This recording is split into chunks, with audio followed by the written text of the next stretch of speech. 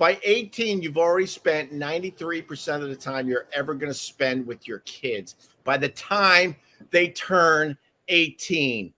I saw a stat that really, really bummed me out yesterday. Really bummed me out. Experts say by the time your kid is 18 years old, you have spent 93% of the time you're going to spend with them. Excuse me. Isn't that crazy? By 18, you've already spent 93% of the time you're ever going to spend with your kids. By the time they turn 18, mind fucking blown. But it makes total sense. You know, they gotta go and do their own thing, and then sadly, then they spend most of their lives with you not even around at all. So you gotta you can't do that shit, which I did. Was like, yeah. Tomorrow. Yeah, later.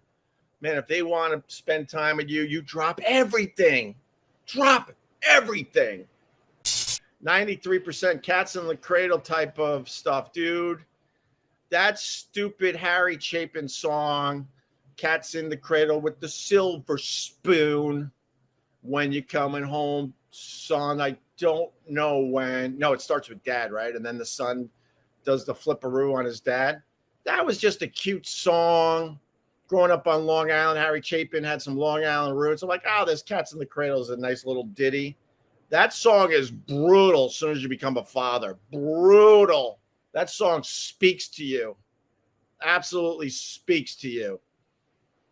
But yeah, once again, if you're just tuning in, I was reading a stat that by the time your kids turn 18, you have spent 93% of your time with them. That is, I didn't realize it would be that high. But then I look at my own life. When I turned 18, I ran to a SUNY school. I picked one of the SUNY schools that was the furthest from home, or very close to the furthest from home. There's a couple that beat it out, but I went to Geneseo, and that was it. Came home for summers, and then I started not coming home for summers. And then after college, stayed up there and started my radio career. So that whole 93% of the time, by the time the kid is 18, yeah, I believe that, because I remember my own life, and I'm like, wow, yeah, the drop off after 18, hanging out with my mom and dad was dramatic.